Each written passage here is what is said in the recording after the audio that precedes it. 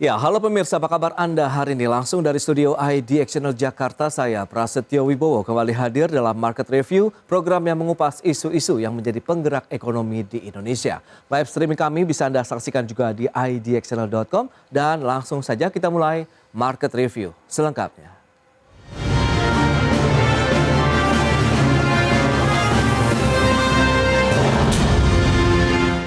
Pemerintah bersama pelaku industri besi dan baja nasional mengajak negara anggota ASEAN untuk memperkuat rantai pasok di kawasan regional. Hal ini guna menjaga daya saing produksi besi dan baja di tengah tekanan geopolitik dan juga geoekonomi global.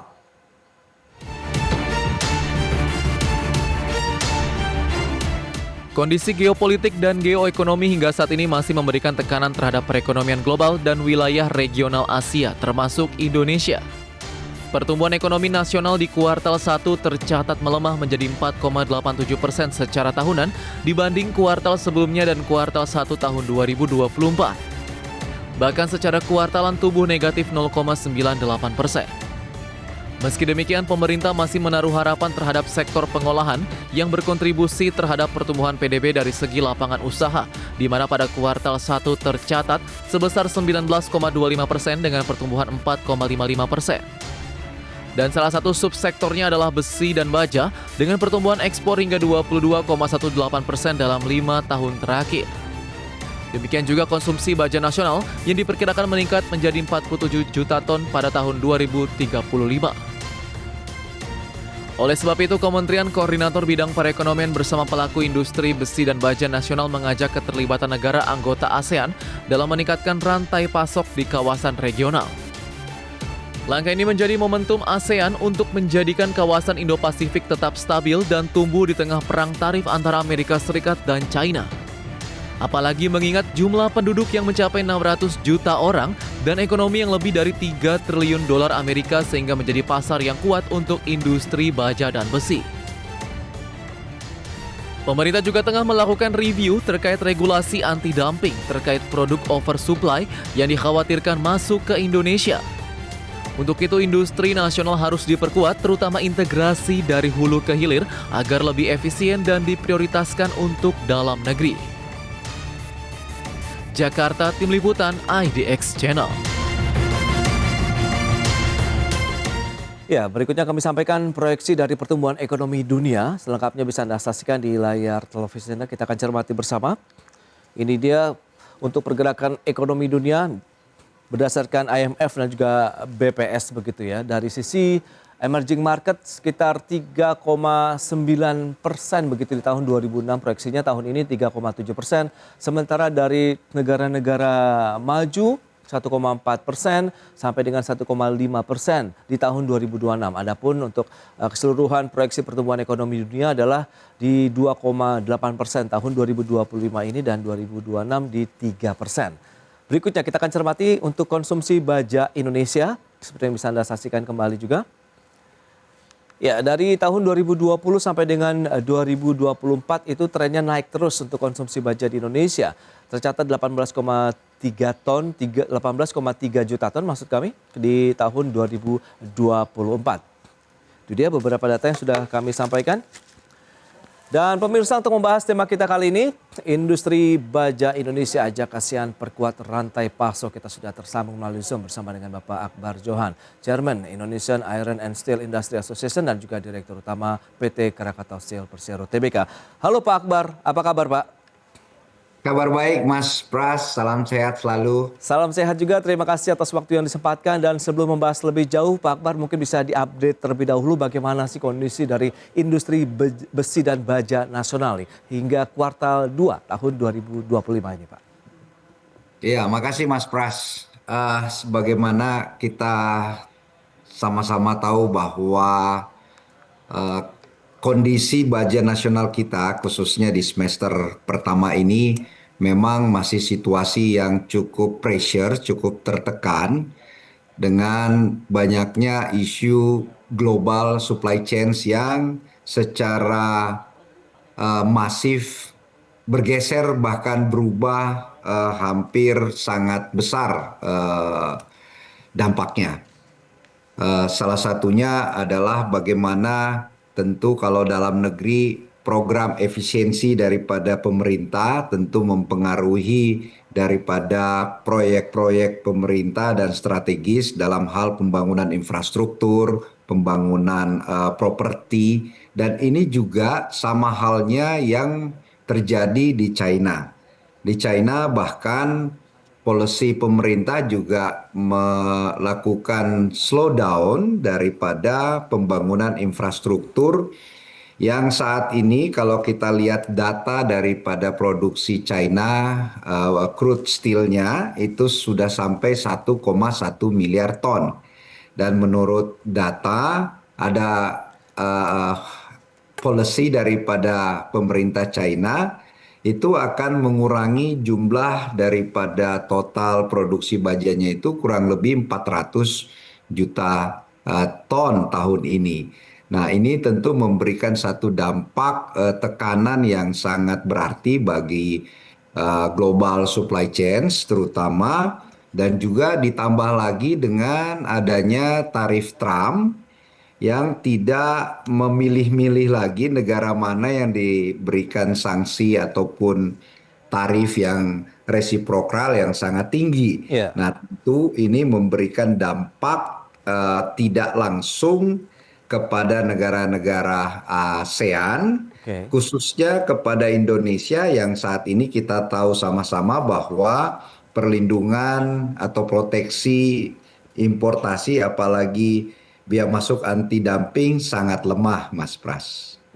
Itu dia ya. Berarti masih ada beberapa kendala. Nah, kalau kita lihat dari sisi dampaknya secara langsung untuk industrinya besi dan baja begitu ya Pak Akbar. Produktivitas, kemudian utilisasi sendiri seperti apa kalau dengan adanya tekanan global dari tarif resiprokal yang diterapkan pemerintah Donald Trump sendiri?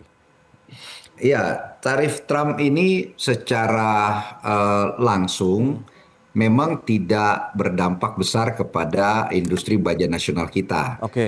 Beberapa waktu lalu Indonesia ini bisa menembus ekspor ke USA kurang lebih 100.000 ton per year sebelum dilakukannya tarif Trump.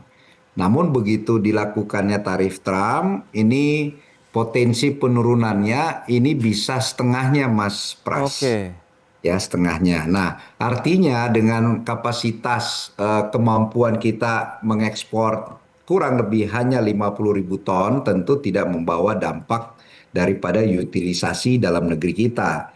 Yang menjadi kekhawatiran kita dan sudah menjadi kenyataan, yaitu efek dominonya tarif Trump ini, khususnya kepada produsen baja terbesar di dunia, itu adalah China, tentu akan mencari target ekspor negara lain, which is itu adalah negara ASEAN.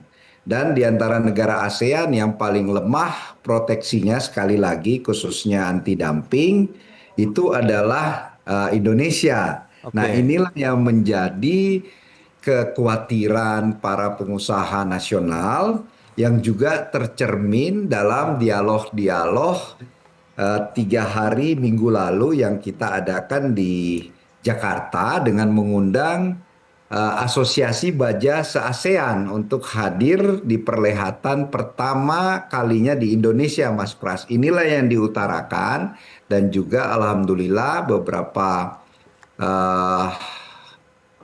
hari kemarin Bapak Menko Menteri Koordinasi Perekonomian Bapak Erlangga Hartarto juga hadir dan mendengarkan semua masukan dan experience daripada pemimpin-pemimpin produsen negara ASEAN dan ditutup oleh 2 wakil menteri perindustrian dan juga wakil menteri investasi dan hilirisasi di acara kita, dan sangat kondusif diskusinya dan juga beberapa kerjasama kita tanda tangani dengan pengusaha dan industri-industri baja di ASEAN, Mas Pras. Nah, ini dia menarik, pemerintah kemudian pelaku usaha besi dan baja juga menggandeng ASEAN begitu dalam acara itu juga untuk saling menjaga dan memperkuat rantai pasok produksi besi dan baja di kawasan regional. Nah, seperti apa sih skema kerjasamanya kita akan bahas nanti di segmen berikutnya Pak Akbar. Kita akan jeda dulu sebentar ya.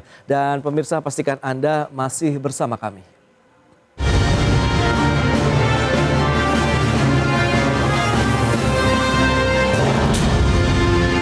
Ya, terima kasih Anda masih bergabung bersama kami dalam Market Review pemirsa. Dan kita akan lanjutkan kembali perbincangan bersama dengan Bapak Akbar Johan, Chairman Indonesian Iron and Steel Industry Association dan juga Direktur Utama PT Krakatau Steel Persero Tbk. Nah, Pak Akbar mungkin bisa dijelaskan juga di saat ini seperti apa skema kerjasama, bentuk kerjasama begitu yang memang tadi sudah disampaikan bahwa pemerintah, pelaku usaha industri besi dan baja ini menggandeng nih perusahaan-perusahaan di ASEAN untuk bisa saling menjaga, memperkuat rantai pasok besi dan baja Indonesia juga tentunya. Silakan. Ya Mas, memang sebelum kita bicara soal skema kerjasama, yang penting adalah visinya dulu. Oke. Ya, saya bulan lalu memang mengunjungi negara-negara ASEAN, salah satunya negara Vietnam, dan di saat itu saya mengusulkan inisiasi untuk melakukan satu deklarasi ASEAN khususnya industri baja. Baik. Dan alhamdulillah setelah dirapatkan di board meeting, akhirnya kita semua sepakat untuk melakukan deklarasi bersama dalam pengertian penguatan regional supply chains. Ya, deklarasi itu kita sebut One ASEAN First. Oke. Ya, bagaimana kontribusi baja ASEAN ini tentu menjadi satu penyeimbang daripada market global di wilayah baik itu USA maupun di Uni Eropa. Dengan kapasitas negara ASEAN dan kontribusi ke global ekonomi sekarang itu tidak kurang daripada 80 juta ton potensi baja ASEAN bila mana kita satukan dalam One ASEAN First. Tentu ini menjadi satu kekuatan untuk bargaining. Oke. Dan tidak hanya daripada kemampuan memproduksi ataupun kapasitas produksi, tetapi market yang ada di ASEAN ini market yang sangat punya prospektus untuk tumbuh dibanding daripada USA dan ASEAN. Kenapa? Karena demand daripada negara maju secara special steel ataupun baja yang khusus memang value-nya tinggi tetapi volumenya kecil dibanding dengan negara ASEAN. Kalau di negara ASEAN terutama di negara-negara developing country kayak Indonesia, Vietnam, Filipina, bahkan Malaysia tentu sangat membutuhkan baja dalam menyokong pembangunan infrastruktur, properti, pelabuhan, dan lain sebagainya tentu membutuhkan volume baja yang sangat extraordinary jumlahnya. Nah, inilah kenapa kekuatan ini kita ingin satukan dalam satu visi yang sama sehingga kekuatan daripada regional supply chains ini menjadi suatu kekuatan dalam melakukan bargaining dengan Uni Eropa bahkan USA, Mas Pras. Oke. Nah, kalau model kerjasamanya akan seperti apa? Kemudian apakah kerjasama ASEAN ini juga akhirnya akan bisa mendukung juga daya saing dan memiliki daya tawar yang lebih tinggi juga begitu untuk produksi besi dan baja ASEAN dan terutama Indonesia begitu Pak Akbar? Ya, tentu kerjasamanya ini banyak hal yang bisa kita inisiasi, Oke. terutama dari teknologi, ya teknologi baja dan steel ini antara negara ASEAN juga sangat menjadi suatu kekuatan baru, Ya. terutama dengan adopsi daripada teknologi-teknologi yang sophisticated, ya. Lalu yang tidak kalah pentingnya captive market itu sendiri, mulai daripada di hulu sampai ke midstream dan juga downstream. Di hulu ini tidak sedikit raw material ini bisa kita outsource, kita bisa bangun kerjasama dalam hal pertukaran komoditi strategis raw material untuk mensupport industri baja di dalam negeri masing-masing negara ASEAN. Oke. Ya, ini yang menjadi suatu kekuatan karena untuk memproduksi 1 juta crude steel itu membutuhkan 3 juta raw material yang bisa di sourcing dari semua negara ASEAN. Seperti kita tentu akan memberi nilai tambah untuk meningkatkan ekspor yang tidak hanya ekspor rute konvensional, yaitu ke USA maupun ke Eropa, tetapi juga bisa kita lipat gandakan mengekspor raw material berupa baik itu mineral seperti batu bara maupun seperti iron ore dan nikel. Ini menjadi satu rute ekspor negara baru yang bisa memberikan nilai tambah baru untuk peningkatan surplus perdagangan negara kita, Mas Pras. Nah, lantas benefit apa saja yang bisa diraih selain yang sudah disampaikan Pak Akbar? Mengingat juga kebutuhan besi dan baja di dalam negeri kan juga terus dalam tren yang positif ini, Pak Akbar. Ya, tentu tadi saya sampaikan kerjasamanya mulai dari hulu, Ya, upstream, midstream, bahkan ke downstream. Yang tidak kalah pentingnya juga kita banyak terikat dengan kerjasama-kerjasama regional, yaitu antara lain let's say Asian Economic Community, ya. Ini juga pasti akan memberi ruang untuk pertukaran tenaga ahli. Ya, ini juga sangat dibutuhkan dalam membangun reindustrialisasi yang modern. iya. Lalu tidak kalah pentingnya skema-skema seperti kita di dalam negeri tentu membutuhkan bahan baku setengah jadi. Iya. Ya, ini akan melakukan efisiensi sehingga negara-negara ASEAN yang sudah surplus bahan baku midstreamnya ini bisa dilakukan ekspor ke Indonesia dan kita lakukan produksi atau rolling di tempat kita ataupun di anggota-anggota kita, dan outputnya ini bisa untuk dilakukan ekspor atau reekspor kembali dengan Oke. fasilitas pelabuhan yang juga kita berstatus pelabuhan internasional Oke. yang menjadi visi besar kita. Indonesia kita bisa jadikan sebagai hub internasional Ya. untuk mensuplai kebutuhan baik itu midstream maupun finish product dari Indonesia ke negara ASEAN lainnya, karena jarak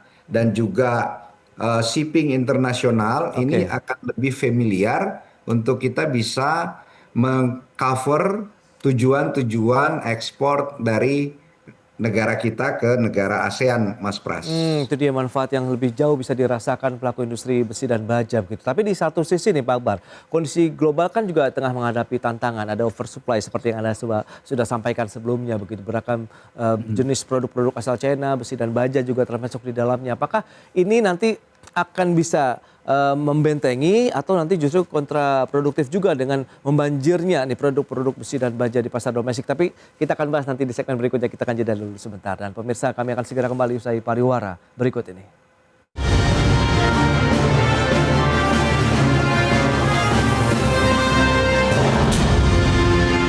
Iya, Anda masih menyaksikan Market Review, pemirsa, dan kita akan lanjutkan kembali perbincangan bersama dengan Bapak Akbar Johana. Pak Akbar, lantas tantangan yang tengah dihadapi oversupply begitu yang terjadi di Indonesia dengan beragam jenis juga produk-produk besi dan baja yang cukup masif begitu ke Indonesia. Lantas bagaimana dengan adanya kerjasama ASEAN ini begitu Pak?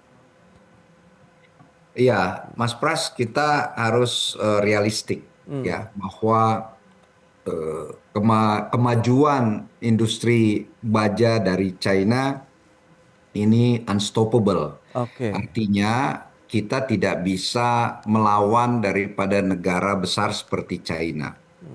Justru sebaliknya, kita harus melakukan upaya-upaya kerjasama yang strategis dengan tentu memberikan nilai tambah bagi banyak pihak. Oke. Dengan adanya aliansi daripada negara ASEAN kemarin, tentu kita bicara dari sisi payung besar regional yaitu ASEAN.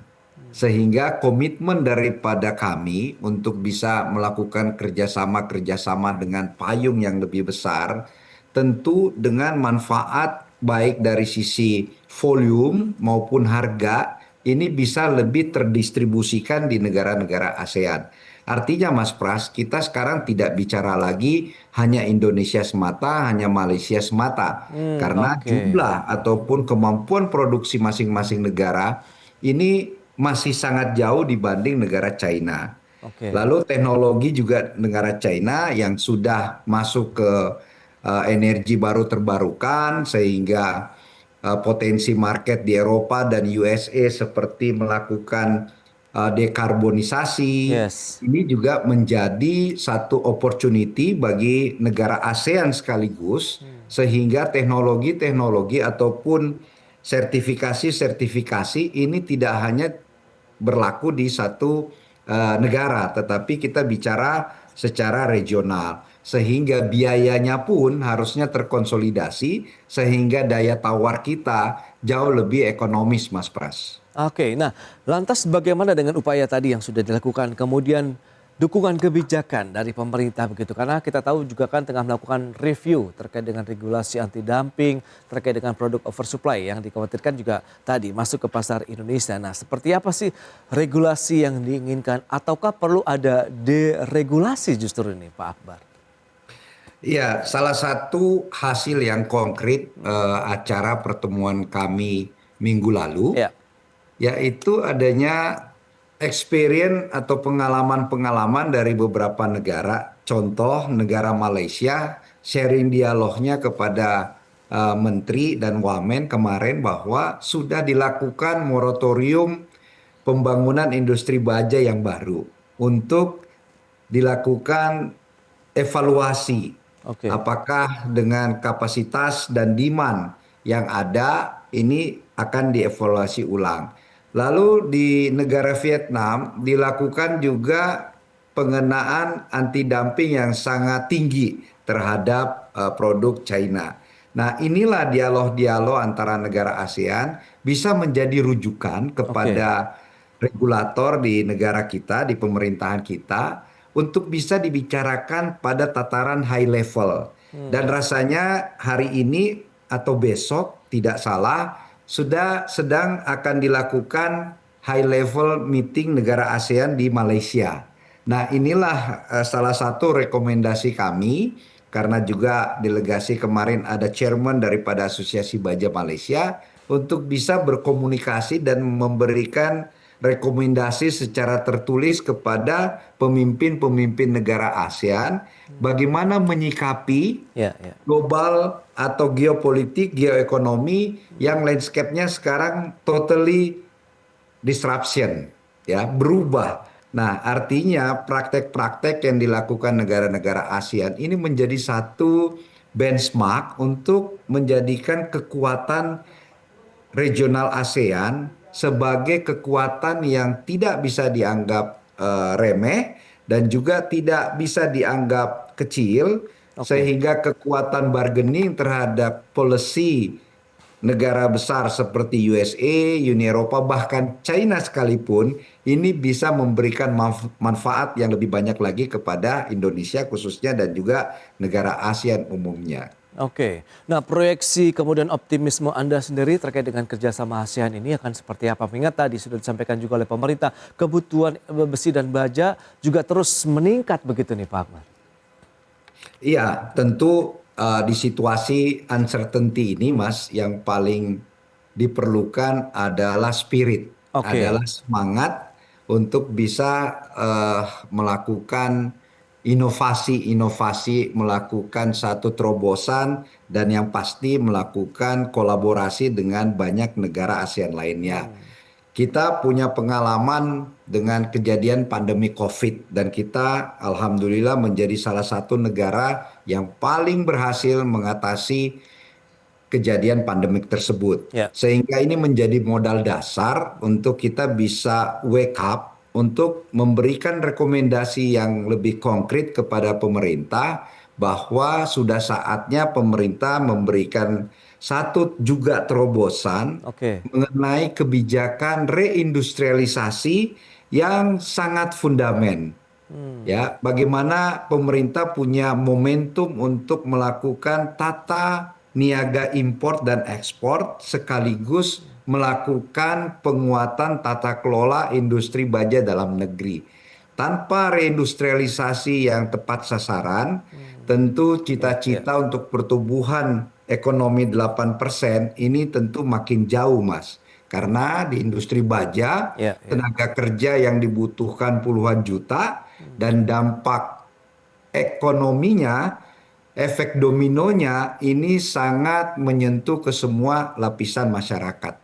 Ini menjadi pesan yang sangat konkret dan tegas Oke. daripada para pelaku industri baja nasional, bahkan industri baja ASEAN, Mas Pras. Ya, berarti memang harus paralel lah begitu ya dengan kebijakan yang sudah dilakukan oleh para industri besi dan baja menggandeng para pelaku juga begitu di kawasan ASEAN, didukung juga dengan kebijakan-kebijakan di dalam negeri ya. Bagaimana tadi tata niaga, tata kelola industri besi dan baja juga akan semakin diperbaiki ke depannya begitu ya. Pak Akbar, ini sayang sekali waktu terbatas nih. Terima kasih banyak atas informasi, update dan juga insight yang sudah diberikan kepada pemirsa IDX Channel pada hari ini. Selamat melanjutkan aktivitas Anda kembali. Salam sehat. Sampai berjumpa lagi, Pak Akbar. Terima kasih. Terima Ya, kasih, Mas Pras. Salam sehat. salam sehat.